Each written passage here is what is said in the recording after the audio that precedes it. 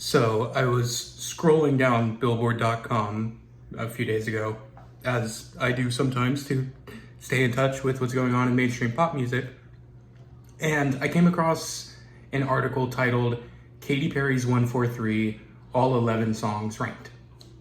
I'd been listening to the album, and I was curious what this random Billboard writer had to say about it. So I read the listicle, and it was very positive about the album in general. In the intro, it says, the album is characteristically Katy Perry, something her beloved fans, the Katy Cats, are sure to enjoy. The entire project is boosted with serotonin, as Perry belts about being in love with her partner, her family, herself, and her life, all over breezy, synth-driven beats. She's healing, and she's not taking life too seriously. And after a wild few years, it's great to see the pop star be herself again. The very worst track, according to this writer, is All the Love. And this is what they have to say about it. In the midst of an album boosted with fun, All the Love serves as a sweet, reflective moment of her journey to Orlando Bloom. It's a classic pop song, something Perry's a pro at creating, but it pales in comparison to the rest of the vividly colorful album. If you're not sure why I'm surprised by the tone of this article, you may not know that Katy Perry's 143 is arguably the worst received pop album of all time. It's bad. If you just Google Katy Perry 143 and just read some of the headlines, it is messy. So these are the first things that come up. The New Yorker, with 143, Katy Perry is no longer in on the joke. USA Today, Katy Perry's soulless 143 album shows why nostalgia isn't enough. Business Insider, Katy Perry's most personal lyric on her new album is about her daughter. It's too little too late to save it. Katy Perry releases 143 album to dismal reviews after Dr. Luke controversy and unsuccessful singles. On and on and on and on and on. Just trashing and trashing and trashing on a scale I've never seen before. Like, publications that don't normally cover music are going out of their way to point out that Katy Perry's in a flop era. It's not normal. So what's going on here? And when I read this Billboard article that was generally positive, as if it were just any old comeback pop album, my first thought was it had to be payola, right? Like, surely Capitol Records needed just a crumb of good press for Katy Perry, and even if that were the case, which I don't think it is, the article doesn't do a good job of making the case for it, and it even can't shy away from the Dr. Luke stuff in the section about Woman's World, which is number 8 out of 11, according to this writer. It says, it's hard to look past the idea that a female empowerment track was produced by Dr. Luke, who was in a years-long battle with Kesha over an alleged sexual assault. So this article's probably not pale. I'm not alleging that. It's probably just Billboard being Billboard, because Billboard is an organization dedicated to celebrating the success of individuals in the music industry. And in the music industry, Katy Perry is an untouchable, gilded icon, right? The statistic that's often cited is she is the only artist other than Michael Jackson to have had 5 number ones all from the same album. That was Teenage Dream. And all the while, she was never really particularly loved by critics. Teenage Dream, when that came out, Poptimism hadn't really hit yet in the music critic community. So it was just a given that it wasn't going to receive good reviews, and it didn't.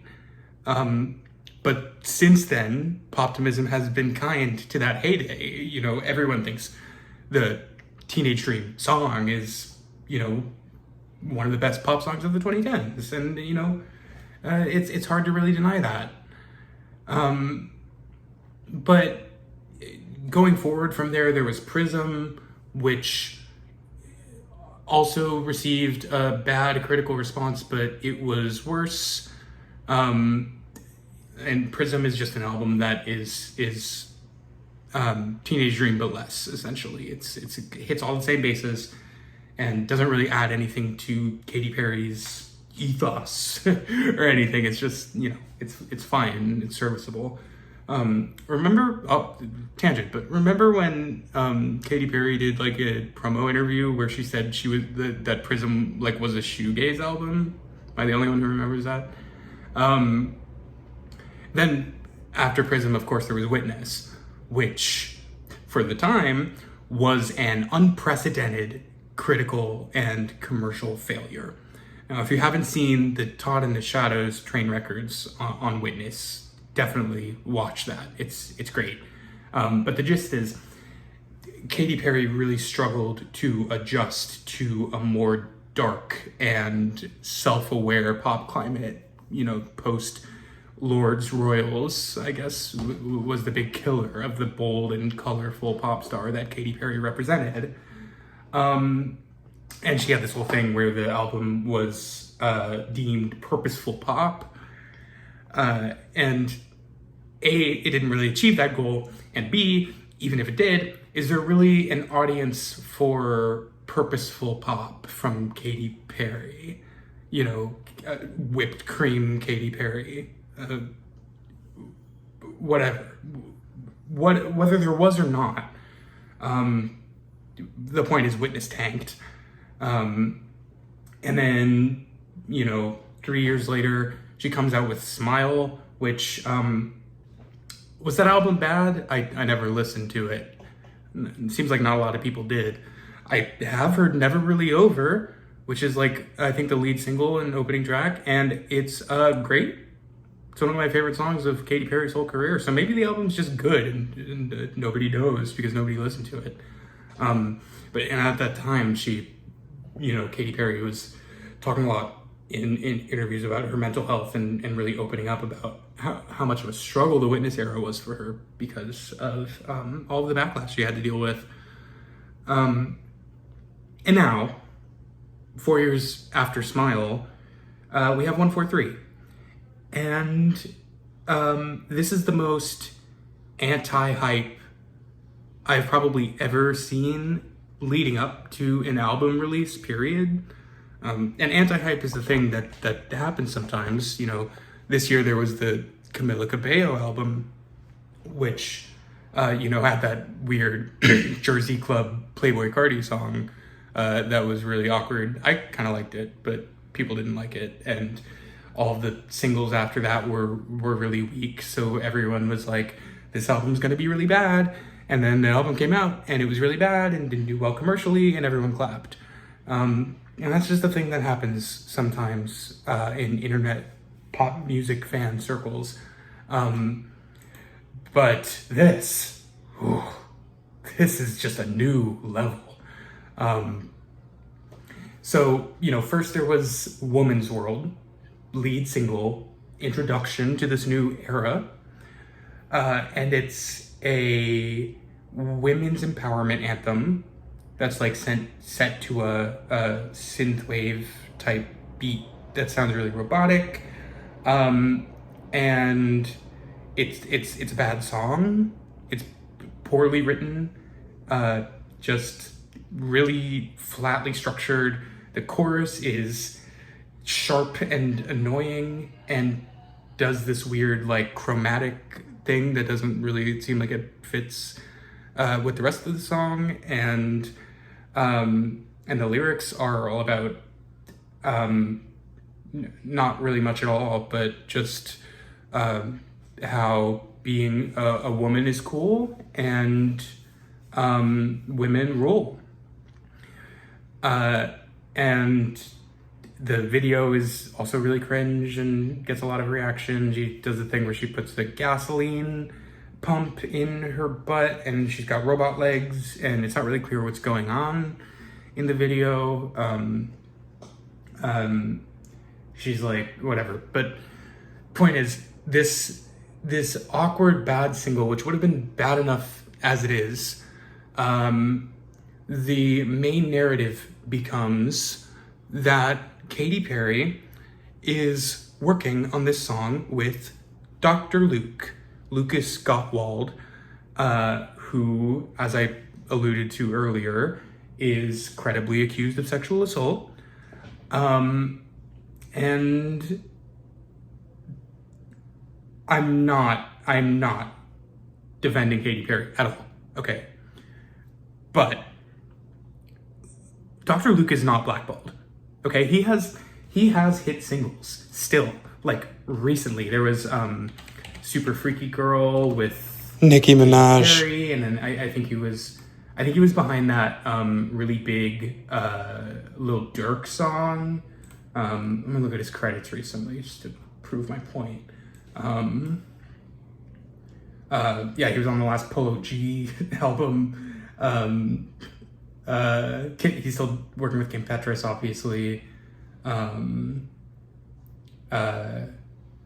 Yeah, he's still everywhere. Rappers, especially Cordae, Young Thug, Lil Durk. Yeah, the Lotto. Point is, like, he's still around. Like, he might be a little bit less kind of front and center in pop music. He's no longer like Max Martin level tier, but also the songs are just generally worse from him. So like, it might not be a causation thing with the accusation that didn't end up in a conviction, right? Like, my point is, why is Katy Perry subject to this level of scrutiny that other artists aren't? And why is all the outrage directed at her? And I mean, I know that there was outrage directed at Nicki for this too, and obviously Kim Petras, but like, why is this the thing, right? And there are two obvious answers. One is the hypocrisy of women's world, because, you know, you have a female empowerment anthem produced by someone who purportedly exploited women. And two, Dr. Luke was responsible for Hot and Cold and Teenage Dream and, you know, all of the most iconic Katy Perry songs. So it feels like a cynical move to go back to her old production team to try to recapture past glory. And it's particularly damning that, you know, Katy Perry abandoned him as a producer in the Witness era and then went back when it wasn't selling, right? It looks bad. It's bad optics. So that's my piece on the Dr. Luke stuff. But then after, I don't know, she got some ding from a Spanish environmental organization, I think, for the Lifetimes video, which was, you know, something people laughed at her for. Lifetimes was the second single, which was also, that one was just more underwhelming. It wasn't as cringe, but it did still feel like, you know, really basic, like, house pop that was just behind the times a little bit, not really fully there. So point is, like, all eyes were on this album because everyone knew it was going to be a disaster. And then there was this can't look away from a train crash mentality among pop fans. And now, as of last Friday, 143 is out. And it has currently the worst aggregate critic score for an album in 12 years, period. And the worst aggregate critic score ever for a female artist. And so 12 years, you might ask, what was so bad 12 years ago that it got a worse rating than what 143 got, which is 35 out of 100. The last album to get a score that low was Streets in the Sky by The Enemy, which got a score of 29. You are probably asking, who is The Enemy and what is Streets in the Sky? It's just some random British indie rock album. this just goes to show how much music criticism has changed, because music criticism used to be like a band could release a shitty album and then critics pan it because it's shitty. It's not like that anymore. Music reviews are published on websites that act as advertisement aggregators. So if a publication is directly antagonistic, it could alienate audiences and hurt the bottom line. That's just how it works now. When music reviews were published in magazines, you could say, this columnist wrote a terrible review, but it didn't mean you were going to unsubscribe from Rolling Stone, right? It's like, there's like, nobody says like, oh, I wonder what Alphonse Pierre thought about the new Lil Durk album. They say, I wonder what Pitchfork thought. It's about the brand. It's about the publication, not the individual critic. Huge tangent, but 35 out of 100 is the worst score in 12 years for any album ever. Witness, it got a 54. That's almost 20 points more. So that Witness was considered a critical failure. So that just shows to go you how far we've fallen. And 143 is just a historic moment for bad music. It has united music critics in an unprecedented way. And so what's the deal, right? Can the album really truly be that bad? So I listened to it a lot, actually. And 143 is called that because those are the number of letters in the phrase I love you. It's like a text lingo thing, I think. And so 143 is a love album, ostensibly.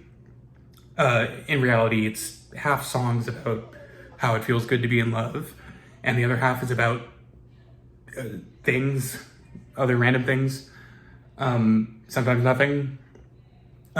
So there's just not a lot of content to grasp onto in any of the singles or the album as a whole, and everyone's eyes were on the beleaguered rollout, which means that any attention that you're paying to the album is immediately drawn to the more cringeworthy and amateurish parts of it, because there's no, like, the good parts are just pretty standard.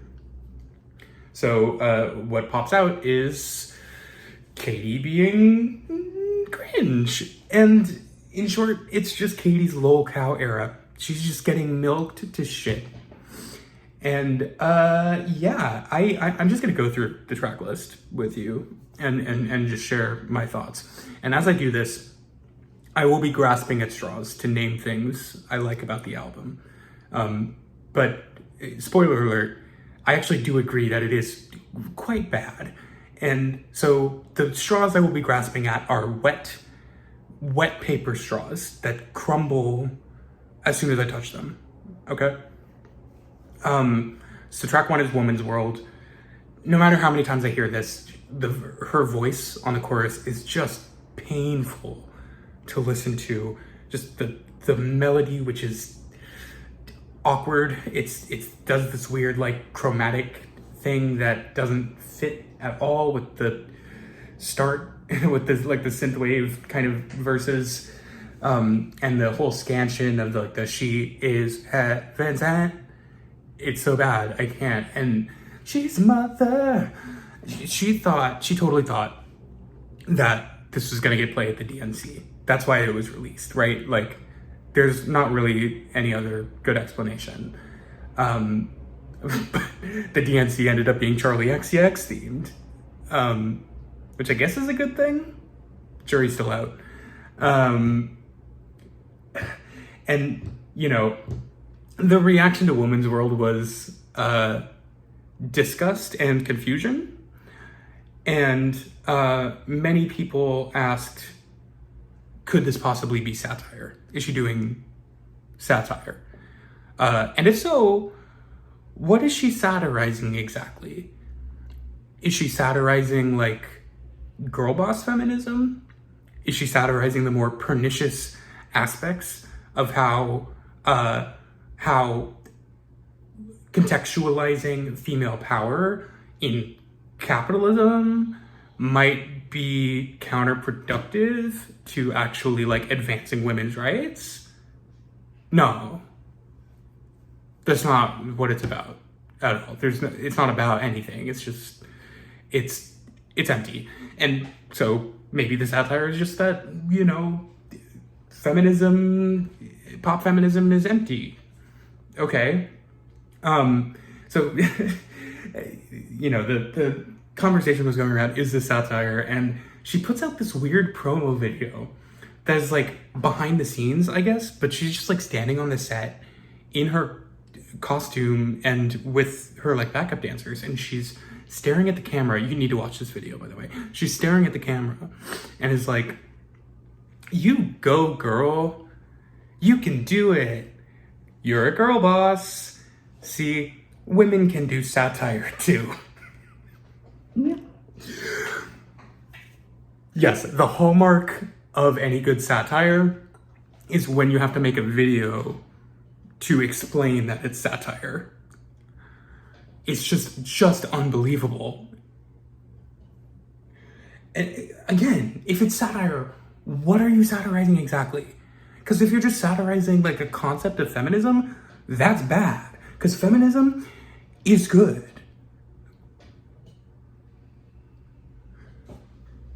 The second track is Gimme Gimme by 21 Savage. Sorry, it's a Katy Perry song, but it features 21 Savage. And the beat sounds like a Target advertisement. 21 Savage raps about being the man of your dreams. Remember when he was making shit like Slaughter Your Daughter? We used to be a country. A proper country. The chorus goes, kitty kitty, wanna come party tonight? Trippy trippy daddy, take me on a ride. That's good. Love it. There's one line in this song that a lot of people pointed out as being cringe, where she says, I'll be crawling on you like a centipede, which I will admit is not a very sexy simile, but first wet paper straw, I think it goes hard to compare yourself sexually to a centipede. And it works in context because she's like a centipede, freaks only come out at night. So it sounds like, you know, it's awkward and it's corny, but it sounds like she's trying to kind of be subversive on purpose. It's trying something. So I kind of dig it. But the chorus to the song is just not giving chorus. It sounds like a part of a verse. And there's just no progression over the course of the song. The instrumental is just the same throughout, and there's a verse and a chorus and a verse, chorus, and then it just ends. And that's going to be a common theme. Just no progression. And it's almost as if Katy Perry and her team of songwriters thought, it's TikTok era, we don't need to make full songs anymore because nobody listens to them, which is unfortunate.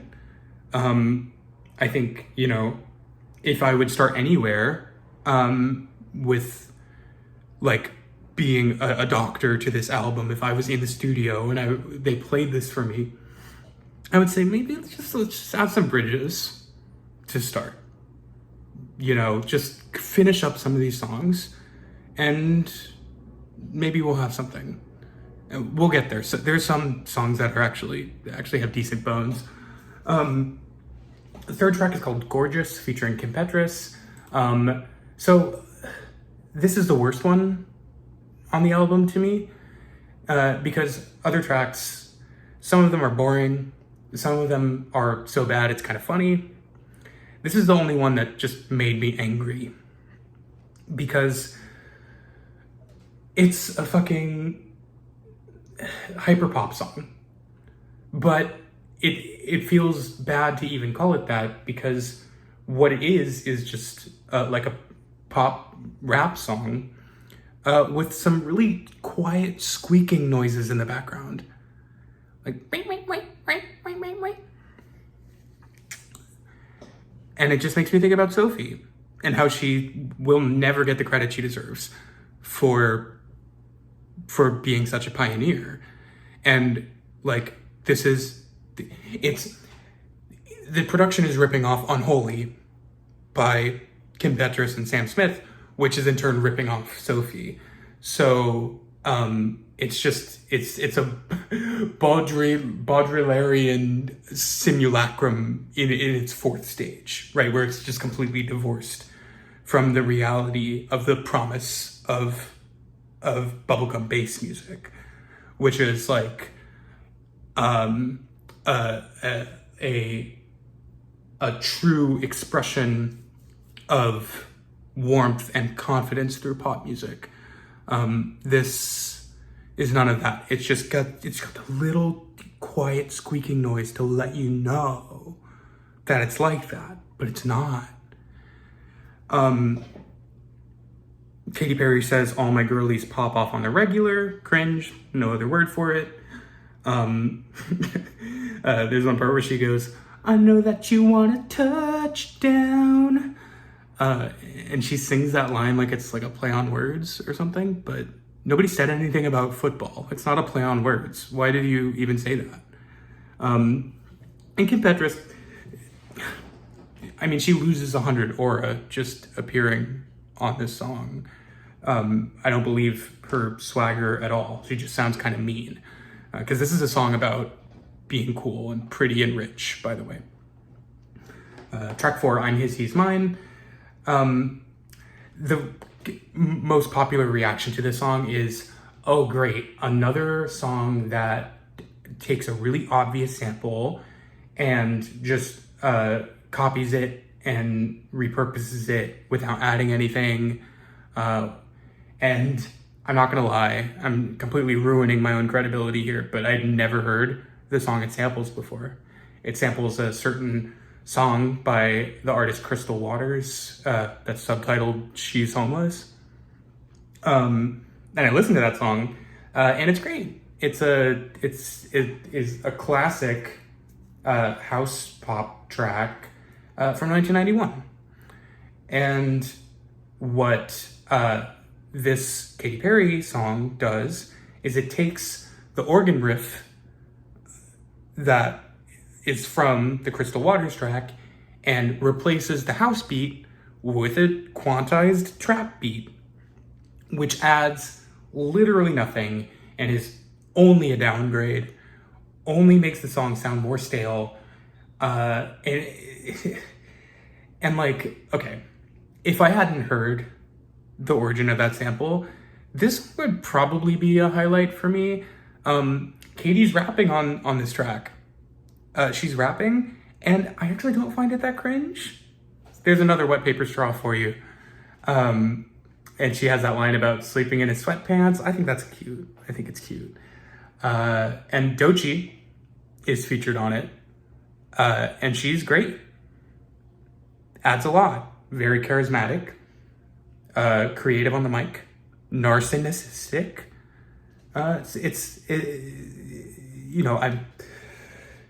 Again, there's no progression. The instrumental sucks, and the chorus is really lame. Most of the aspects of the track are bad, but Paper Straws here, it's not all bad. Okay. Next track is called Crush. The chorus goes, "Is it a crush making me blush?" These are first draft lyrics. La da da dee da da dee. Cool. Listen, okay, I'm gonna complain about how this album's lyrics are generic. And you might say, Jacob, we're talking about Katy Perry here. You know, what are you expecting? Leonard Cohen levels of detailed poetry? And no, I'm not, okay? That's not the standard here. The standard is Katy Perry's most popular songs. You know, like Teenage Dream. What happened to going to Cali and getting drunk on the beach and then getting a motel and building a fort out of sheets, right? It's not deep. It doesn't have to be. It just needs a little bit of detail to add some color, right? And these songs don't have that. They're just they are finding a million ways to say being in love is cool, or whatever the topic of that given song is, and just restating it over and over and over again without having some sort of narrative or just a little bit of personal connection to make the theme really pop and to add some color. And Crush, this song, has a slap house beat that made me want to go and listen to Ed Sheeran's Bad Habits instead. So that tells you where I'm at with this track. Next track, Lifetimes. This was the single. It's another house track. The chorus goes, I love you for life, lifetimes. Pretty cool. And I hate to say it, but again, with the generic lyrics, it really does kind of sound like ChatGPT wrote a lot of these. Yeah, like most of the time when people use that criticism, it's wrong, but no, this is a truly ChatGPT lyriced up album. And this song is like in a diva house kind of mode, and I would comment on whether like diva house is in vogue or not, but it's hard to say. Yes and wasn't really that popular, and it feels like that kind of killed the momentum from the Dua Lipa, Gaga, Beyonce diva house stuff. But who cares about trends? If we were accounting for trends, like this song would have been stale in 1991. It's the same like piano loop used in a million of these similar equivalent songs. It's just a whole lot of nothing. Next track, All the Love. This was probably my favorite the first time around, but then it grew off me because it has a little bit of development to it. It's not the same instrumental throughout, but the development it does have is on some Zed, Avicii, Martin Garrix festival house shit, which is, I guess, better than nothing. And honestly, the sentiment of this song, I think, is very beautiful. The chorus is, I like the way the lyrics scan. It goes, I was broken, I was hopeless, now there's poetry in every moment. That's cool. I like that. And it's probably the best songwriting on the album. And by best, I mean it's competent. It is literally like the most like basic songwriting 101. It's a song about how transformative falling in love can feel. And the verse that starts it out is singing about how she's sad and how she feels like she's incapable of love. And then in the pre-chorus, she goes, but you came along and then the chorus is about how she is in love and is happy. It's like, this is the most basic possible way to structure a song like this. And, it works better than not, using the basic songwriting tools, but whatever. It's fine, This is like the fact that this is like All the Love is what I'm finding probably the most to compliment about, is just a really bad sign. The next track is Nirvana, which also, All the Love to Nirvana. This is the strongest point in the album. Nirvana has this steamy Brazilian vibe to it. If a lot of the house tracks on this album are giving gay bait, this is the only track where the gay bait truly hits for me. And it's one of those songs that could be about a loved one, or it could be about party drugs, a la The Weeknd. It's kind of generic, but it's not that bad. She does say the phrase "about to hit kaleidoscope," which is what the fuck? What do you mean? then the next track, Artificial, is genuinely so baffling. I have no idea what's going on in this song at all. So there's like this, so just starting out with sonically, it's got like a generic synth pop chorus, and then it's beset by the verses where the production is this like trap EDM style that's kind of like Dark Horse, like the Katy Perry song. So again, I will call it stale. I feel like I'm being really repetitive. Now, lyrically, first off, this is the song where she says, "I'm just a prisoner in your prison. I'm just a prisoner in your prison." Look, yeah. What else is there to say? But well, I cannot tell what the song is about. I read the lyrics like 6 times, and I cannot tell you, because it's like, it's written in second person. And she's saying this stuff like, I can't tell if you're real or fake. You know, why are you so artificial? But also saying these things, like the pre-chorus is, who's gonna save us from losing our minds? And there's all this shit about like artificial intelligence, and I'm like stuck in your algorithm or something. Like, what is this? What is this about? I cannot tell for the life of me. It's gesturing toward like some like artificial intelligence, like post-truth society thing.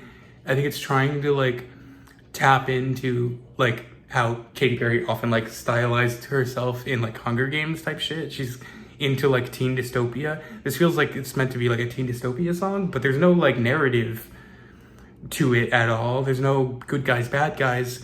It's just like a weird, maybe love song, maybe song expressing discomfort or pain due to heartbreak. I can't tell at all. I have no idea what's going on. And JID, there's a JID verse, a JID verse on this song, and it's, you know, he's flowing, doing some crazy acrobatics and stuff, a lot of rippity raps, but it doesn't make any sense what he's saying when you read it back. It's like Kendrick Lamar on Bad Blood, where you're listening to the verse and like, this is cool. He's such a good rapper. And then you read the lyrics and he's like, POV of you and me, similar Iraq. Like, what are you even talking about? So yeah, Artificial, like what? I feel like I need more time to unpack that song. Truth is, there's not a lot to say about that. It's kind of going for an Ariana Grande thing, but it just kind of accentuates how swagless Katy Perry is. Also, this is a song about being paranoid about cheating, which is weird to put in an album that's mostly songs about how sick and awesome your relationship is. I don't know. And then finally, there is Wonder, which is the worst one. I know I said Gorgeous is the worst one, but this is actually the worst one. It's all complete nails on chalkboard to me. It starts out with her daughter, who's a child, singing the chorus, and it is melodined to fuck. She sounds like a robot. It's a robot child warbling this awful chorus, and then Katy comes in and it's this strained belting. Someday when we're older, will we still look up and wonder? And it's got these like dreamy acoustic guitars and these whoa. It's like Swedish House Mafia, Don't You Worry Child, mixed with fight song. And the chorus is also funny because, again, it's like, one day when we're older, will we still look up and wonder? And then it says, can somebody promise me our innocence won't get lost in a cynical world? And that's funny to me because it's just restating the same line again, but just less poetically. It just is literal filler. It's like one idea and just try to stretch it as far as it'll take you. And lastly, she gives us a beautiful bad lyric to end on. She says, "Stay joy, beautiful boy. Stay joy." Thank you. I think I will. So yeah, that's the album. Does 143 really deserve to be considered one of the worst albums of all time? I don't know. Probably not. Certainly not the worst. You know, we live in a post Lil Dicky world, a post AJR world. The bottom gets really low, guys. It just, you know, it keeps the bad taste we expect from Katy Perry, but it's not campy and it's not fun. But also, the camp and the fun hasn't really been there since Witness anyway, so, I don't know. It's nothing, like, there's a lot of bad aspects, but it's not, you know, bad at its core, right? It's just like, there's not a core to it, so the bad stuff is prominent. And it's not like, I wouldn't recommend listening to it, right? It's not a so bad it's good thing like Angelic to the Core or Lulu. It's just, it's so wallpaper that the only parts that stick out are the embarrassing parts. And, you know, I don't know, as much as I envy music critics of the past, which were able to tear an album to shreds with no fear of retribution, and as much as I believe she does deserve criticism and scrutiny for working with Dr. Luke, as do all the other pop stars who do, part of me does feel like all of the negative buzz is an unnecessary dogpile, okay? And I know poor celebrities, but she did speak publicly about how much the Witness era was a total disaster for her mental health and caused her to enter a deep depression. And part of me worries that this 143 backlash is going to push her off the deep end. All I'm saying is she should retire for her own good. You know, I'm not saying that because I think her music is like a scourge or anything. It couldn't be because people aren't listening to it, right? She needs to retire for Katy Perry, okay? And Katy Perry, I know you're listening. Here's my advice to you, okay? 143 is your 6th album of a 7-album contract with Capitol Records. You need to make another album. Do it as fast as you can. Okay, start now.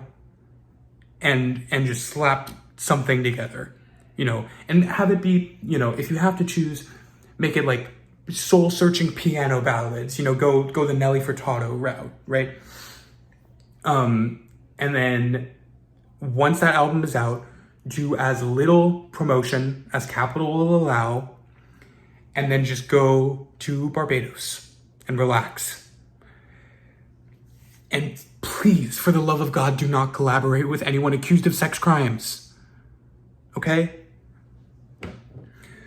Just emerge every 5 years to do a comeback tour or a residency or a VMA Video Vanguard type appearance. And eventually, over time, your flop albums will only be remembered by true fans who love them anyway and love you regardless. And the only people who will view them as flops are irrelevant pop music nerds who are still talking about, like, American Life by Madonna. You know, that's just a footnote in her career. And if you heed my advice, 143 and Witness can be footnotes in your career, and you can keep your canon. Your classic songs will still be beloved and you will be remembered fondly. I do not know how to end this video.